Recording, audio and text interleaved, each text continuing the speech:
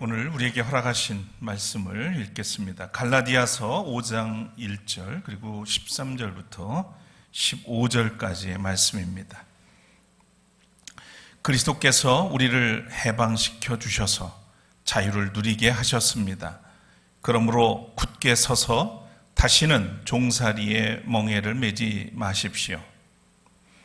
형제자매 여러분, 하나님께서는 여러분을 부르셔서 자유를 누리게 하셨습니다. 그러나 여러분은 그 자유를 육체의 욕망을 만족시키는 구실로 삼지 말고 사랑으로 서로 섬기십시오. 모든 율법은 네 이웃을 네 몸과 같이 사랑하여라 하신 한마디 말씀 속에 다 들어 있습니다. 그런데 여러분이 서로 물어뜯고 잡아먹고 하면 피차 멸망하고 말 터이니 조심하십시오. 이는 하나님의 말씀입니다.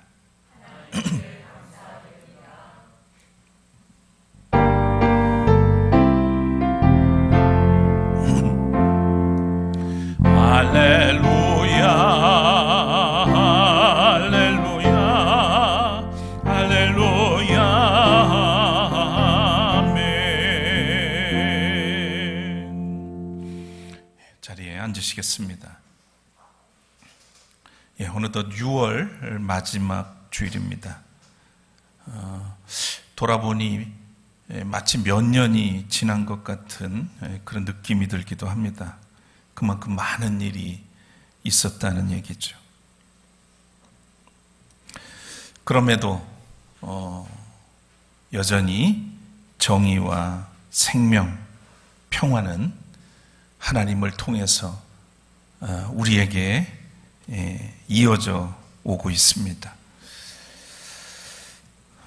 이 시대를 살아가는 우리는 적어도 어떤 상황이나 조건 또는 환경에 매몰되지 않고 그 너머에서 오는 신실하신 하나님의 의를 위해서 나아갈 수 있는, 그것을 바라보고 살아갈 수 있는 그런 믿음의 소유자들이 되어야 하겠습니다.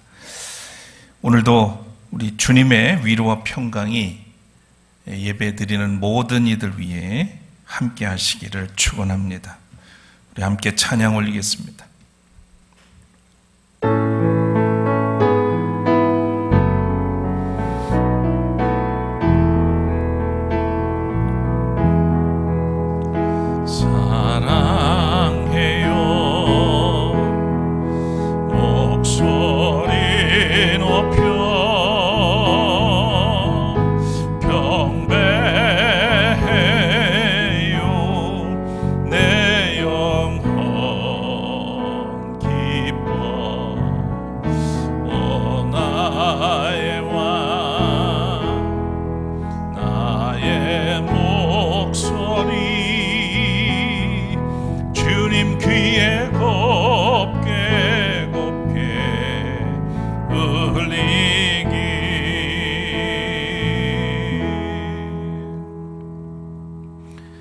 오늘 6월 마지막 주일을 허락해 주셨습니다. 지난 반년 동안 우리는 많은 일을 겪어야만 했습니다. 마치 수년이 흘러간 듯한 그런 마음의 무게도 있습니다. 그러나 그 모진 일들 속에 하나님은 변함없이 당신의 정의와 평화와 생명의 역사를 흘려보내셨고 우리는 그 은혜를 머금고 오늘 여기 이 예배 자리에 와 있습니다. 오늘도 주님 우리를 통해서 영광 받아주시옵소서. 참으로 한없이 부족하고 연약한 인생들이지만 주님은 천사들보다도 귀하게 여기시고 우리에게 생명을 주실 뿐만 아니라 부족한 우리를 통해서도 하나님 나라를 위해서 일하게 하십니다. 불러주셨으니 오늘도 그 하늘의 능력들을 우리에게 입혀주시고 그 지혜를 허락해 주시고 그 생명력으로 이 어려운 시대를 잘 헤쳐나가며 믿음의 역사를 이루도록 이끌어 주시옵소서. 오늘도 부족한 종을 세우셨으니 허락한 말씀을 잘 전하게 하여 주시고 또 하나님의 뜻을 이루는 이 복된 자리가 되도록 성령을 통해서 이끌어 주시옵소서. 주의 영광을 사모하며 예수 그리스도의 이름으로 간절히 기도드립니다. 아멘. 사람이라면 누구나 자유라고 하는 것을 갈망합니다. 자유로워지고 더 자유로워지기를 바라는 것이 우리 사람들의 본성이 아닐까 싶습니다. 누구도 속박이나 억압의 그늘에서 살고 싶어 하지 않지요. 사람이 하나님의 형상을 따라 이성과 자유의지를 가졌기 때문일 겁니다. 제가 어릴 때 강아지도 시골에서 키워봤는데요. 이 강아지도 묶어놓으면 아주 싫어합니다. 엄청 깽깽거리고 불편해하죠. 길들여지기 전까지는 적어도 그렇습니다. 닭장의 닭들도 그 닭장의 문을 열어주면 앞을 다투어서 좌라 뛰쳐나옵니다. 그런 모습들을 보면 살아있는 것들은 나름의 자유를 갈망하고 누리며 살기 원하는구나 하는 생각을 하게 됩니다. 이렇게 보면 자유는 모든 생명의 본질과 다 있다고 할 겁니다. 그런데 인간은 유독 이 자유가 소유에 있다고 생각하는 것 같습니다. 우리 사람은 더 많은 것을 소유하면 그래서 자신이 원하는 것들을 구비하거나 원하는 일들을 할 수 있으면 더 자유로워진다 이렇게 생각하는 경향이 있습니다. 사실이 그렇기도 합니다. 인간은 이 자유를 소유하기 위해서 법과 제도를 만들죠. 그 자유를 지키기 위해서. 그런데 자유를 이런 모습들은 밖에서 찾으려는 시도입니다. 그리고는 결국 만들어 놓은 제도로 인해서 자율성을 잃어버리고 결국 그 굴레에 갇혀버리기도 하는 게 인간의 모습입니다. 자유를 소유와 관계시키는 일반적인 경향과는 다르게 또 자유를 인간의 내면에서 찾으려는 사람들도 있습니다. 임마누엘 칸트에 의하면 자유는 우리 밖에 있는 조건들에 의해서 규정되는 것이 아니라 인과율의 법칙으로부터 독립을 의미한다 이렇게 봤습니다. 인간으로 인간되게 하고 인간을 자유인으로 만드는 것은 인간이 자신의 의지의 힘으로 또 자신 안에 선천적으로 주어져 있는 도덕법의 명령에 따를 때 가능하다라는 겁니다. 한마디로 인간은 자신 밖에서 아무리 많은 것들을 소유했더라도 자신 안에 있는 도덕 법칙을 따라 살지 않으면 자유롭지 못하다는 겁니다. 자유는 방종과 엄연히 다릅니다. 자유에는 책임이 따르죠. 자동차에 제어 장치인 브레이크가 없다면 어떤 일이 벌어질까요? 자동차가 운전자의 의도와 상관없이 제멋대로 돌아다닌다면 세상에 어떤 일이 일어날까? 물론 마차에서 자동차로 변신할 때 동력에 의해서 스스로 움직인다 해서 자동차가 된 것은 맞지만 브레이크가 없었다면 상상할 수 없는 아주 끔찍한 일들이 벌어졌을 게 분명합니다. 브레이크가 있어도 지금 곳곳에서 충돌사고, 추돌사고로 세상을 떠나는 이들 또 상해를 입는 일들이 얼마나 많은지 모릅니다.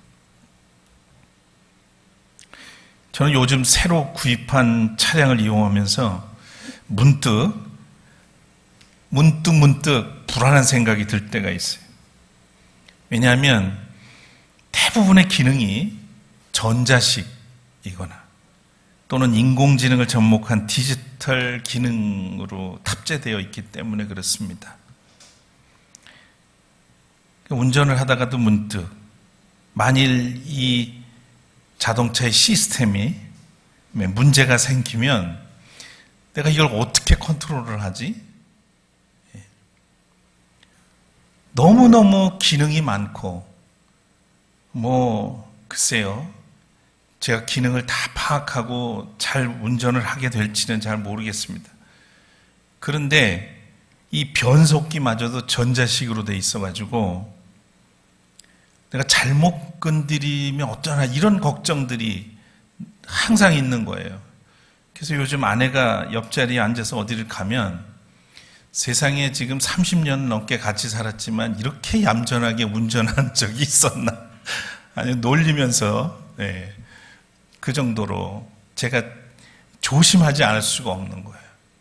전에 같으면 아날로그 방식들은 제가 의도를 가지고 어느 정도 제어할 수가 있다는 생각에 좀 안전하다는 생각을 했던 것 같습니다. 내가 이상해지지 않는 한, 또 누가 와서 밖에서 받지 않는 한 큰일이 있을 거라는 생각이 안 들어요. 그런데 이게 내가 뭔가 잘못 조작해가지고 문제가 생기면 어쩌지? 이런 불안이 생기는 게 요즘 일입니다. 그러니까 이처럼 자동차에도 제어 장치가 없으면 매우 정말로 위험한 도구인 것처럼 인간에게 있어서 이 자유라는 것도 그렇습니다. 너무 좋은 것이고 모두가 갈망하는 것이지만 없어서는 안 될 것이지만 이게 책임을 망각하면 이 자유는 정말 제어할 수가 없는 그런 상태에 이릅니다. 사전에 자유라는 개념이 이렇게 정리가 되어 있어요.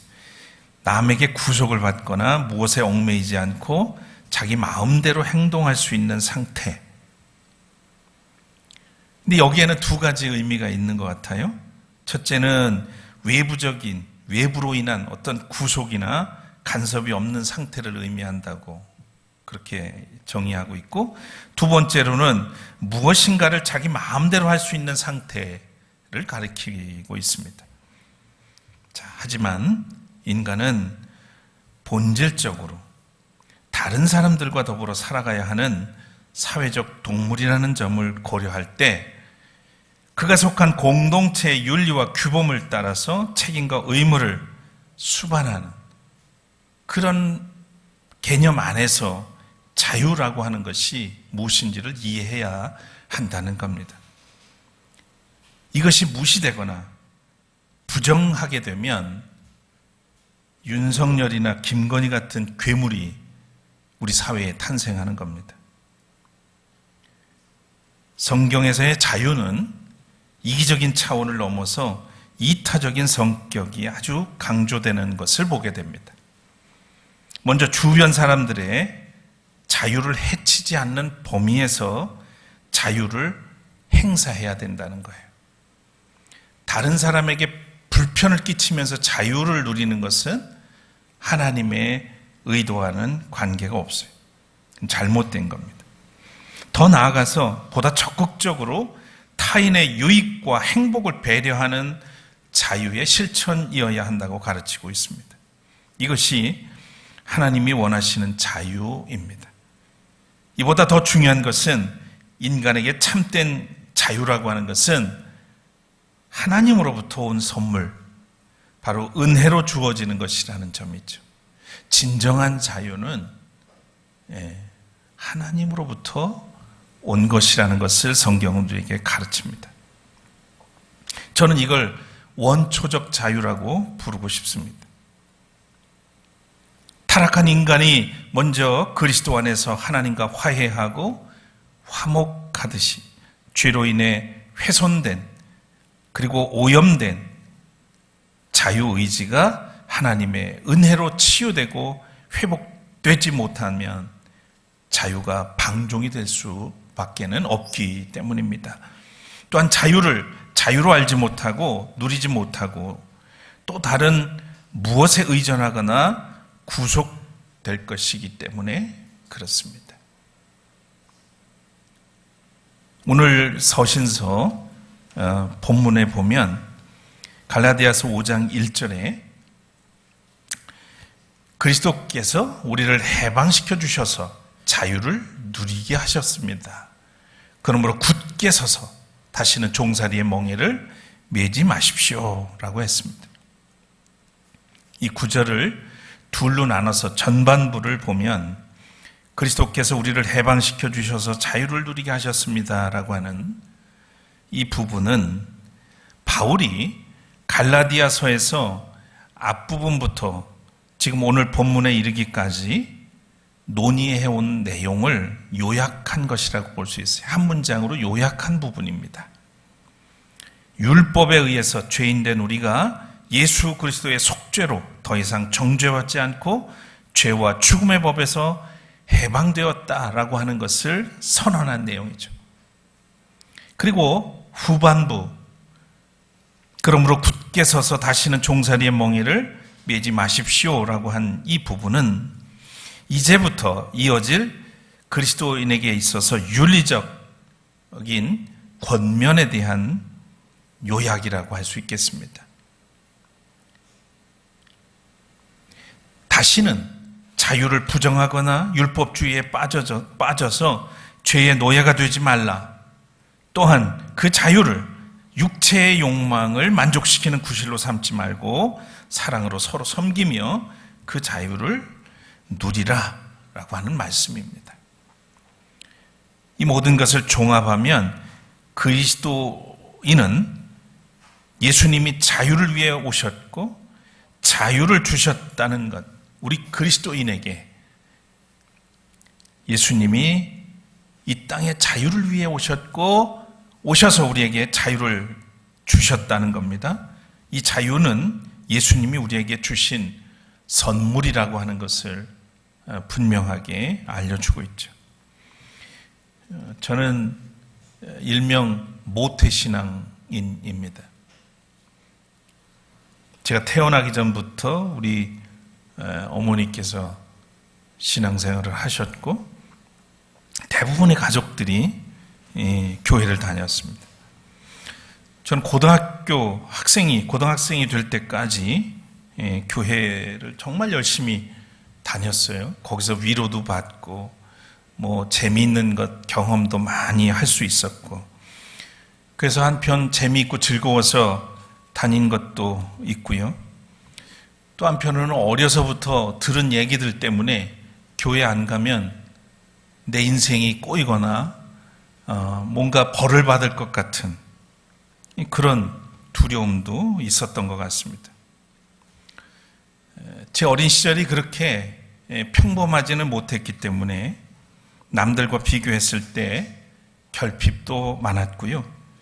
또 열악한 그런 가정 환경 때문에 주눅이 들기도 했던 게 사실입니다.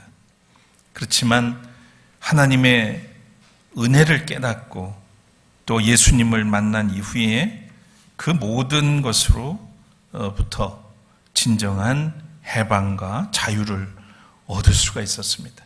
그런 게 아무것도 아니라는 것, 내게는 더 소중하고 깊은 하나님의 은혜가 있다는 사실을 확신하고 그 다음부터 남들에 비해서 내가 없는 것 이런 것들 때문에 불편해하고 주눅 들고 그런 적은 없었던 것 같습니다. 점점 자존감도 높아졌어요. 또 부모님의 배경보다는 하나님의 배경이 더 크고 놀랍다는 그런 확신을 얻게 됐습니다. 그래서 그 이후로는 수많은 그런 역경도 견딜 수 있었던 것 같습니다. 또 인생 여정에 귀하고 좋은 분들도 그래서 함께 동행하며 살 수 있게 돼서 돌아볼수록 참 하나님의 은혜가 크고 또 그 은혜와 더불어 살아가는 게 참 행복합니다. 저는 그래서 지금도 그렇고요. 어디 가서 기웃거리지 않습니다. 뭔가 내가 받아먹을 게 있을까 이런데 그런 자리 찾아다니거나 그런데 기웃거리지 않습니다. 또 여느 목사들처럼 이렇게 몰려다니는 것도 별로 싫어합니다. 그랬더니 어느 지방의 후배 목사님이 그러는 거예요. 목사님은 가만히 보니까 뭔가 좀 다른 것 같아요. 그래요? 뭐가 다른데? 그랬더니 자기가 보기에는 모든 것에서 자유로우신 분 같습니다. 모든 것에서 자유로운 분 같습니다. 그렇게 보였다면 천만 다행이죠. 그죠? 사실 인간인지라 그렇지 못하지만 그렇게 보였던가 봅니다. 뭔가 그냥 자신감이 있어 보이고 당당해 보이고 그랬던 모양이에요. 그래서 제가 그랬습니다. 사람 볼 줄 아는구만. 보는 눈이 있네요. 그랬어요. 그리스도인들 중에는 주체적이지 못하고 어디엔가 질질 끌려다니거나 뭔가에 얽매여 가지고 경직된 채로 살아가는 그런 분들도 많이 있습니다. 그런 모습을 볼 때면 많이 안타까워요. 가진 것 있고 많은 것들이 있음에도 불구하고 자기 안에 하나님께서 주시는 그런 은혜에 대해서 감격하고 감사하면서 그 기쁨으로 봉사하고 섬기면서 살지 못하고 자유함을 누리지 못하고 또 어딘가에 기웃거리고 어딘가에 끌려다니고 그래야만 살 것 같은 그런 거기에 머물러 있는 분들이 있단 말이죠. 그런 걸 볼 때면 참 안타깝습니다. 예수 그리스도 안에 있는 생명의 법으로 죄와 죽음의 법에서 해방되어서 그 자유를 선물로 받았는데 그 자유를 누리지 못하고 있는 거예요. 자, 그렇다면 우리가 그 선물로 받은 자유, 이 자유가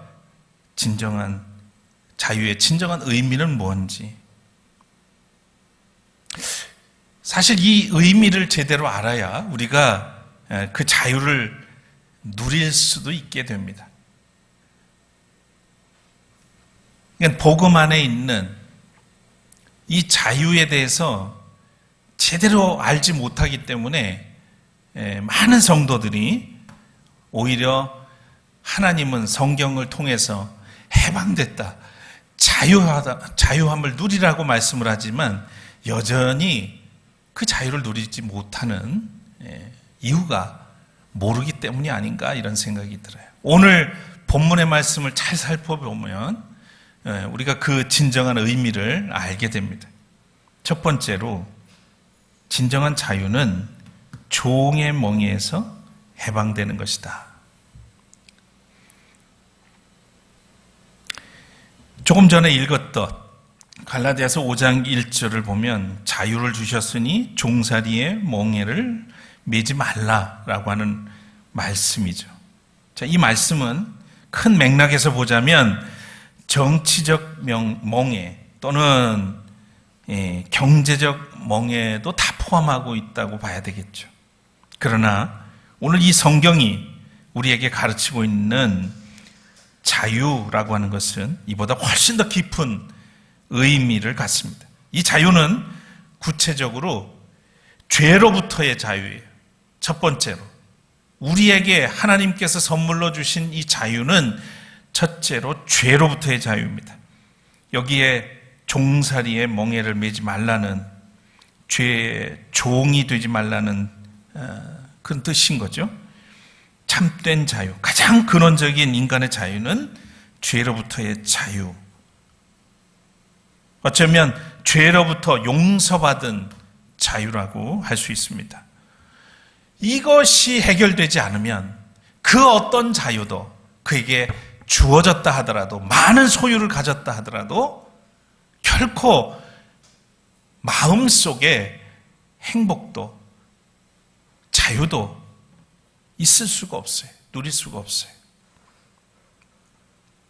주님이 이것을 우리에게 선물로 주시기 위해서 자기는 속박을 당하고 매를 맞고 십자가에 달려서 자기를 완전히 포기해야만 했습니다.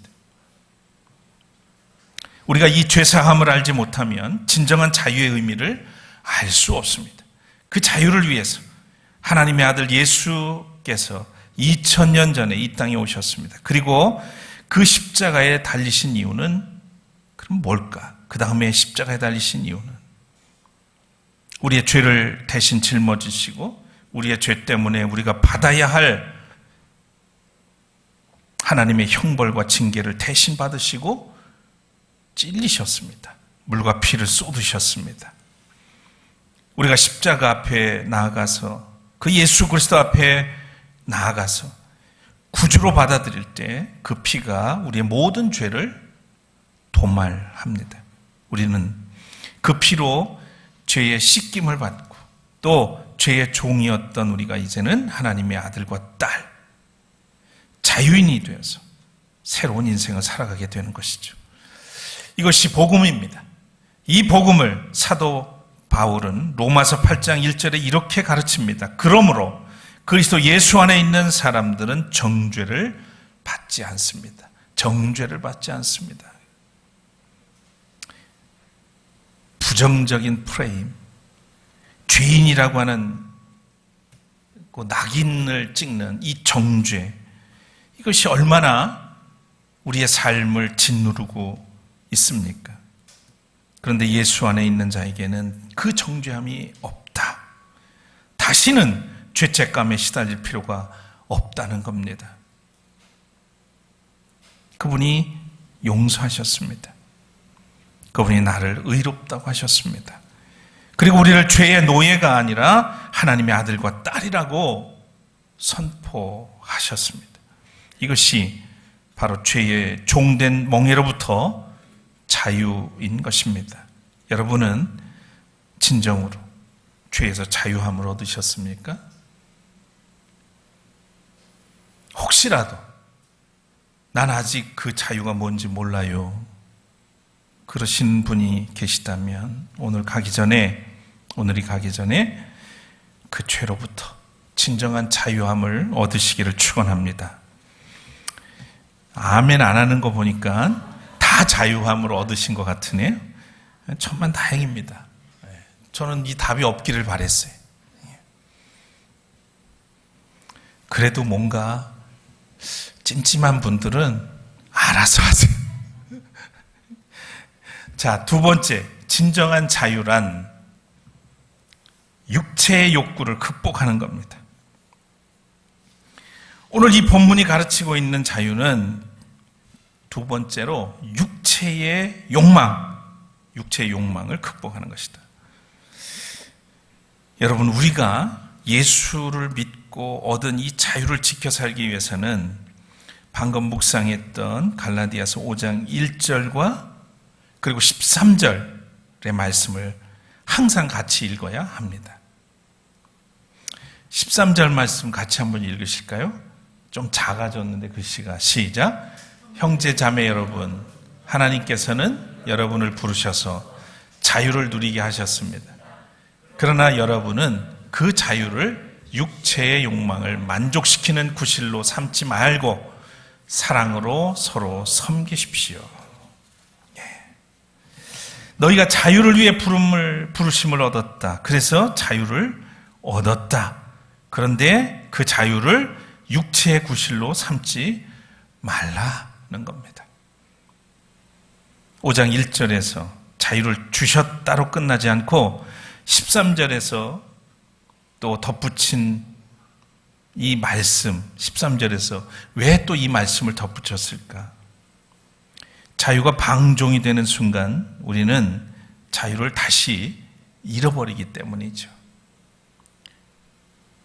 이 자유가 방종이 되는 것을 오늘 말씀은 육체의 욕망을 만족시키는 구실이라고 표현을 했습니다. 우리가 얻은 자유로 하나님 안에서 기쁘게 살지 않고 다시 욕망에 끌려다니면서 살면 다시 죄의 노래로 전락될 수 있다는 말씀입니다. 우리가 아무리 그리스도 안에서 죄로부터 자유함을 얻고 살아가지만 욕망을 따라 살다가 또다시 죄에 빠지면 이 자유를 잃어버릴 수 있어요. 그래서 오늘 사도 바울은 육체의 욕망을 위해서 이 자유를 함부로 사용하지 말아라, 이 말씀이죠. 우리가 흔히 자유에 대해서 가지고 있는 가장 보편적인 편견이 있다면 그것은 육체의 감정을 따라서 마음대로 사는 것, 감정이 가는 대로 이성의 지배를 받지 않고 컨트롤 받지 않고 감정대로 살면 어떻게 되겠어요? 그걸 자유라고 우리는 많은 사람들은 착각을 해요. 그러나 우리가 육체의 편함과 감정의 사치를 따르다 보면 필연적으로 우리는 다시 죄의 늪 속으로 빠져들게 됩니다. 다시 죄의 노예가 되는 거예요. 그래서 성경은 우리가 얻은 자유로 육체의 구실을 삼지 말라 이렇게 말씀합니다. 그래야 당당하게 살 수 있다는 거죠. 그것이 진정한 자유인의 모습이라는 겁니다. 어떤 상황에서도 비굴하지 않고 부끄러울 것이 없는 당당함이 자유입니다. 진정한 자유가 있는 사람들은 그렇게 산단 말이에요. 당당해요. 비굴하지 않아요. 이 진정한 자유. 그래서 그 자유를 위해서, 그 자유를 누리기 위해서 오늘 성경은 우리에게 말씀하시기를 육체의 욕망을 극복하라. 욕망과 죄에서 승리를 하라는 말씀입니다. 진정한 자유. 그것은 바로 육체의 욕망을 극복하는 길이라는 것을, 컨트롤하는 기술이라는, 능력이라는 것을 기억하시길 바랍니다. 세 번째, 진정한 자유는 사랑으로 서로 섬기는 것이라고 말씀합니다. 오늘의 성경에서 사도 바울은 자유에 대해서 역설적인 이야기를 마지막으로 알려줍니다. 역설이 뭡니까? 모순돼서 된 것처럼 보이지만 진리인 것을 이야기해요. 그러니까 모순을 통해서 진리를 전달하는 방식인데 13절 마지막 부분에 보면 사랑으로 서로 섬기십시오 그랬어요. 종노릇하십시오. 이게 개역 성경에는 그렇게 됐습니다. 무슨 말이에요? 자유하라고 얘기해놓고 뒤에 가서는 섬겨라, 종노릇해라. 뭔가 좀 모순된 것 같잖아요. 예. 그런데 여기 우리가 주목해야 될 게 하나 있죠. 사랑으로라는 말이 있어요. 사랑으로 종노릇하라. 사랑으로 서로 섬겨라. 이 말씀입니다.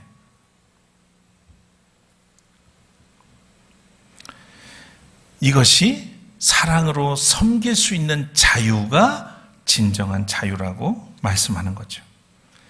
다른 말로 표현하면 성숙한 자유입니다. 내가 모든 것을 마음껏 갖고 내 마음대로 할 수 있고 이게 자유인 줄 알았는데 그게 아니라 내게 주어진 것을 통해서 누군가와 나누고 누군가를 섬기고 누군가를 높여주고 하나님뿐만 아니라 그것이 진정한 자유요 성숙한 자유라고 가르치는 거죠. 굉장히 차원이 높은 말씀이지 아닌가요? 이것이 바로 적극적인 자유인 거예요.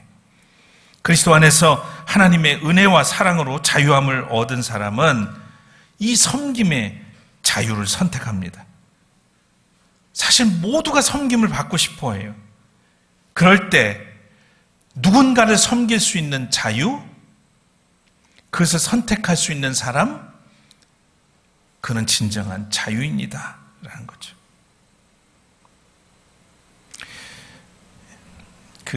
여러분 자녀들을 참 사랑하시잖아요. 다른 사람들도 주 안에서 사랑하시지만, 근데 우리가 누군가를 얘기할 때 섬긴다고 얘기해요. 누구를 섬긴다. 부모님을 섬긴다. 뭐 이런 얘기 하잖아요. 근데 자식에게도 자식을 섬긴다 이런 말 하세요? 안 하세요? 나는 우리 집의 자녀들을 섬겨요. 이렇게 말씀하시나요? 예. 그냥 사랑하기 때문에 자기의 모든 것을 내어주고 싶어요. 그리고 티가 나든 알아주든 안 알아주든 그냥 자기를 쏟아 부은단 말이에요. 불편하고 짜증스럽고 때로 뭐 그런 감정들이 들기도 하지만 그보다 자녀를 사랑하는 마음이 크기 때문에 전혀 그것 때문에 마음의 부담이나 아픔을 잘 느끼지 않아요. 그 얘기는 사랑이 크기 때문에. 정말 하나님 안에서의 그 자유함이 뭔지를 깨달은 사람은 그런 거 따지지 않습니다. 그 사람이 부자인지 똑똑한 사람인지 잘난 사람인지 못난 사람인지 그런 대상을 구분하지 않아요. 모두와도 기쁜 마음으로 함께 할 수 있는 그런 사람이 진정으로 자유함이 있는 사람이다. 오늘 본문 갈라디아서 5장 14절 15절을 보십시오. 모든 율법은 내 이웃을 내 몸과 같이 사랑하여라 하신 한마디 말씀 속에 다 들어있습니다. 그런데 여러분이 서로 물어뜯고 잡아먹고 하면 피차 멸망하고 말 터이니 조심하십시오 라고 경고하는 말씀이 하나 덧붙였어요. 성숙한 자유를 누리는 그리스도인이 모두가 우리 샘터 가족들 모두가 정말 성숙한 자유를 지니고 또 그 자유를 누리는 그런 성도들 되시기를 바랍니다. 욕망 때문에, 알량한 욕망 때문에 서로를 물어뜯고 잡아먹지 못해서 안달이 나는 그런 악랄하게 살다 보면 우리에게 주어진 자유마저도 잃어버리게 되고요. 멸망의 골짜기로 떨어지고 말 겁니다. 불행한 삶인 거예요. 이런저런 시련과 고난으로 늘 불평을 하던 한 학생이 있었습니다. 그 학생을 바라보는 담임선생님의 마음은 늘 좀 안타까웠어요. 그래서 어느 날 그 학생을 불렀습니다. 그리고 물 한 컵을 떠놓고 그 학생에게 이 소금 한 숟가락을 이 물에 컵에 넣어보아라. 그리고 저어가지고는 이 컵의 물을 한 모금 마셔볼래?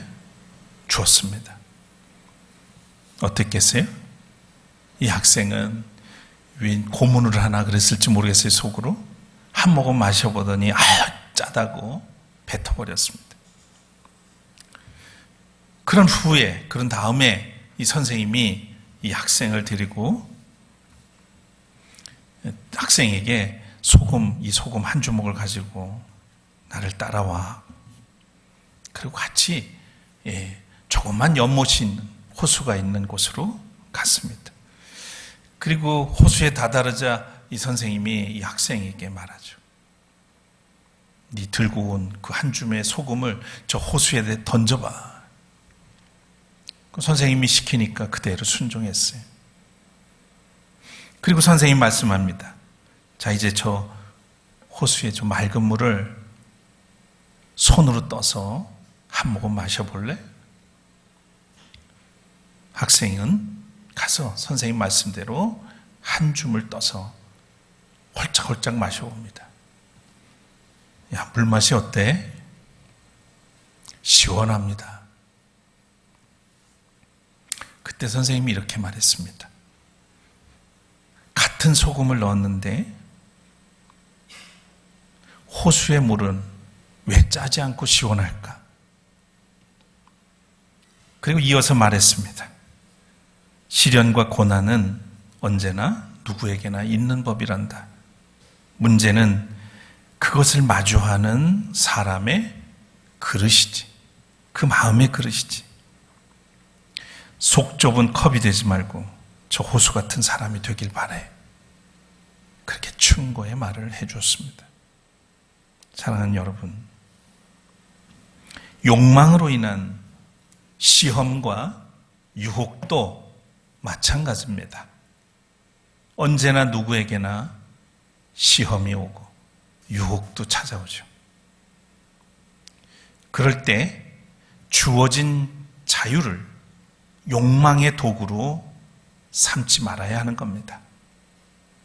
참된 자유함을 얻은 그리스도인이라면 이제는 호수 같은 큰 마음으로 서로 사랑하고 섬기면서 그 자유함을 누리고 그 자유함으로 나뿐 아니라 다른 사람들도 행복하게 해줄 수 있는 그리스도인이어야 합니다. 그런 하나님의 자녀들 되시기를 주의 이름으로 축원합니다. 거듭의 기도 드리겠습니다.